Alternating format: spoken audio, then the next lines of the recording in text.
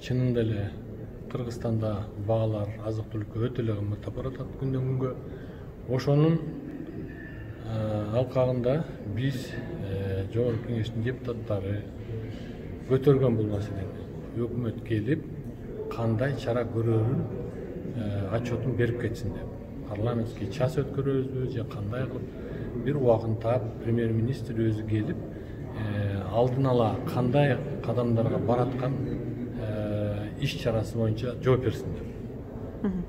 Буюрса, балким бүгүн өкмөт келип ошол маселе боюнча жооп бергени келерди. Биз бул маселени көтөрүп эле атабыз. Көтөргөн сайын эле өкмөт бул бизде эле эмес, бардык жерде кымбаттайтып атат. Бензиндин баасын, солярканын баасын. Жылда эле ушу жаз айы келгенде дыйканчылар иштээр маалда ар дайым кымбатчылыкка келет.